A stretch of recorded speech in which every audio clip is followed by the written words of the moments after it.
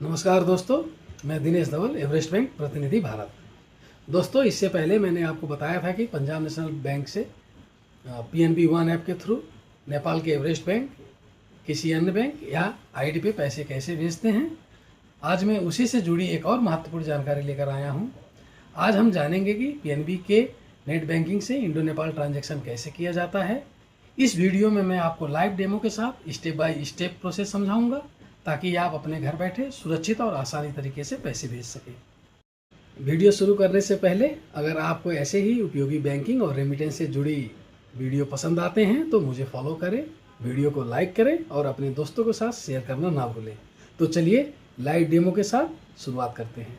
Net banking के case में सबसे पहले हमें गूगल पे जाके पीएनबी नेट बैंकिंग सर्च करना होगा। जैसे पीएनबी नेट बैंकिंग मैंने लिख दिया, यहाँ पर आके पीएनबी आई बैंकिंग पे क्लिक करेंगे तो हमें ऐसा इसका फ्रेम खुल के आएगा।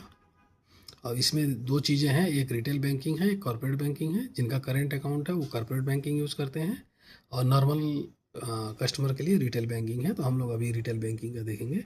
रिटेल बैंकिंग में क्लिक करेंगे, यहाँ पर यूज़र आईडी मांगेगा। आप अपना यूज़र आईडी जो है वो आप रख सकते हैं। मेरा यूज़र आईडी मैंने डाल दिया है। उसके बाद हम लोग कंटिन्यू करेंगे। कंटिन्यू में यहाँ पर पासवर्ड आता है, पासवर्ड डालना है। पासवर्ड डालने के बाद आपका यहाँ कैप्चा आएगा, कैप्चा भी डाल दीजिए।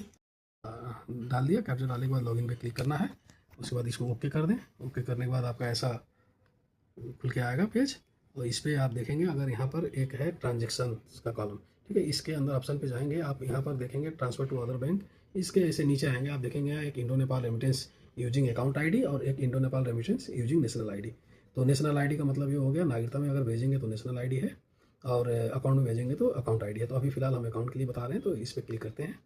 इसमें क्लिक करेंगे तो ऐसा इंटरफेस खुल के आएगा, ठीक है। इसमें आपको क्या है, अकाउंट नंबर आपको यहाँ पर ऑलरेडी मेंशन होता है, अकाउंट नंबर रख लेना है। और इसके बाद यहाँ पर बेनिफिशियरी अकाउंट आईडी आएगी, जो कि अकाउंट आईडी हम लोग जो भी आपका हो वो अकाउंट आईडी आपको सेलेक्ट कर लेना है, ठीक है ना। अभी फ़िलहाल के लिए मैंने अकाउंट आईडी से डाल दिया। नाम में अपना नाम या जिसको भेजना है उसका नाम लिखना है। बेनिफिशियरी नेम का मतलब जिनको पैसा भेजना है उनका नाम, और अमाउंट जो भी आपको भेजना हो और वो अमाउंट यहाँ फिलअप कर दें। उसके बाद एड्रेस में जो भी डालना हो एड्रेस डाल दें। और पर्पोज कोड में क्या होता है कि यहाँ लुकअप में जाएंगे, यहाँ पर तमाम पर्पोज कोड, आप पैसा किस लिए भेजना चाह रहे हैं। पर्पोज कोड का मतलब पैसा क्यों भेजना चाह रहे हैं, क्या पर्पोज है पैसा भेजने का, उसके लिए है। तो जनरली जो यहाँ पर इंडिया में वर्किंग है, वर्किंग के लिए हम लोग नॉर्मली फैमिली मेंटेनेंस के लिए पैसा भेजते हैं, जो कि कोड होता है उसका एसबीआई के मुताबिक S1301। तो नॉर्मल अगर आप फैमिली मेंटेनेंस के लिए आपका पैसा भेज रहे हैं, जो यहाँ पर इनकम है, सैलरी इनकम हो सकता है या कुछ सेविंग करके नेपाल भेज रहे हैं, तो उसके लिए ये करना होगा। अदरवाइज आपका और भी कोई वो है तो इसमें सारी चीज़ें हो सकता है। जैसे मान लीजिए रिटायरमेंट होते हैं तो कंपनसेशन ऑफ एम्प्लॉय करके आता है उसमें, या इंश्योरेंस क्लेम है तो उन लोगों का सब करके ऐसे ही सारी पर्पज कोड होता है। तो उसमें आप अपने अप्रोप्रिएट जो भी कोड होगा वो सेलेक्ट कर सकते हैं। तो फिलहाल के लिए मैंने फैमिली मेंटेनेंस एक एग्जाम्पल के लिए ओके कर दिया है। इसको हम लोग सेलेक्ट करके अब देखते हैं। अब इसमें क्या है, यहाँ पर एक चेक बॉक्स होगा, इसको ख्याल से देखना है। अगर आपको एवरेस्ट बैंक का अकाउंट है तो इसमें कुछ भी नहीं करना है, अकाउंट नंबर डाल दिया, इसको सबमिट कर देना है। अदरवाइज अगर आपका एवरेस्ट बैंक के अलावा किसी और बैंक में नेपाल में अकाउंट है तो उसमें यहाँ टिक मार्क करेंगे, करने के बाद ऐसा खुल के आ जाएगा। और इसमें एक में आपका नॉन ईबीएल बैंक नेम बोला है। नॉन ईबीएल बैंक नेम का मतलब एवरेस्ट बैंक के अलावा कोई भी और जो बैंक है उस बैंक का नाम यहाँ लिखना है। उसके बाद यहाँ ब्रांच का, जैसे यहाँ मान लीजिए हम नाम लिख देते हैं नेपाल एसबीआई लिख देते हैं, मान लीजिए। चलिए ब्रांच लिख देते हैं, ब्रांच जो भी हो, जैसे मान लीजिए बुटोल ब्रांच लिख देते हैं। तो इसमें सबमिट करेंगे तो भी वही चीज़ है। अगर नहीं करते हैं तो अगर एवरेस्ट बैंक का यहाँ पर अनटिक कर देंगे तो ऐसा हो जाएगा। तो सबमिट कर दें। सबमिट कर देने के बाद आपका ट्रांजेक्शन पासवर्ड आएगा, आप अपना पासवर्ड डाल के सबमिट कर देंगे तो आपका ट्रांजेक्शन क्रिएट हो जाएगा, ठीक है। और अब इस सेम यही प्रोसेस अगर हम लोग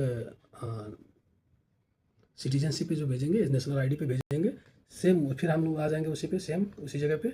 और यहाँ पर ऐसा इंटरफेस खुलेगा, इसमें हम लोग अकाउंट सेलेक्ट करेंगे। अकाउंट सेलेक्ट करने के बाद बेनिफिशियरी का नेम रखेंगे जिनको पैसे भेजना है, और उसका आईडी में हम लोग 3 चीज़ है, सिटीजनशिप है, ड्राइविंग लाइसेंस है और पासपोर्ट है।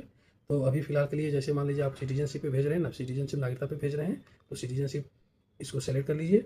उसके बाद आईडी नंबर जो सिटीजनशिप नंबर है वो आप उसमें लिख दीजिए। लिखने के बाद उसका एड्रेस जो भी नागरिकता में एड्रेस है, सिटीजनशिप पे जो एड्रेस है वो मेंशन कर दीजिए इसमें। और उसके बाद आप आएंगे, मोबाइल नंबर उनका जो भी हो, मोबाइल नंबर आप मेंशन कर सकते हैं। उसके बाद मोबाइल नंबर डाल दिया। और उसके बाद पे आउट ब्रांच, कहाँ से पैसा लेना चाहते हैं। अब इसमें आपका एवरेस्ट बैंक का सारी ब्रांचेज होंगे, तो आपका जो नज़दीक ब्रांच है आप उसको सेलेक्ट कर सकते हैं। ठीक है। सिलेक्ट करने के बाद कितना अमाउंट भेजना है, अमाउंट यहाँ फिलअप कर दें। फिलअप करने के बाद पर्पस कोड में फिर वही सेम चीज़ें यहाँ लुकअप में आएंगे। किस चीज़ के लिए पैसा भेज रहे हैं उस चीज़ हमें यहाँ पर देख के उसको सेलेक्ट करना है। जैसे कि अभी पिछली बार मेंटेनेंस हम लोग सेलेक्ट किया था, तो इस बार भी फिर वही देखते हैं S1301 फैमिली मेंटेनेंस, इसको सेलेक्ट कर लेते हैं। सेलेक्ट करने के बाद ऐसा आएगा इंटरफेस आपको। एक बार इसको फिर से चेक करके वेरीफाई करने ला है सारे डिटेल ठीक है या नहीं है। उसके बाद हम लोग को सबमिट कर देना है। सबमिट करने के बाद एक बार फिर इसको हम लोग वेरीफाई करेंगे कि सारी डिटेल ठीक है या नहीं है। उसके बाद ट्रांजेक्शन पासवर्ड डालेंगे, ट्रांसफर पासवर्ड डालने के बाद सबमिट कर देंगे, तो आपका इंडो नेपाल ट्रांजेक्शन सक्सेस हो जाएगा। दोस्तों, आपको यह वीडियो कैसा लगा? अगर यह वीडियो आपको अच्छा और उपयोगी लगा हो तो लाइक, कमेंट और शेयर करना ना भूलें, ताकि यह जानकारी ज़रूरतमंद लोगों तक आसानी से पहुंच सके। इसी तरह और भी बैंकिंग और रेमिटेंस से जुड़ी जानकारी के लिए हमें फॉलो करें। धन्यवाद।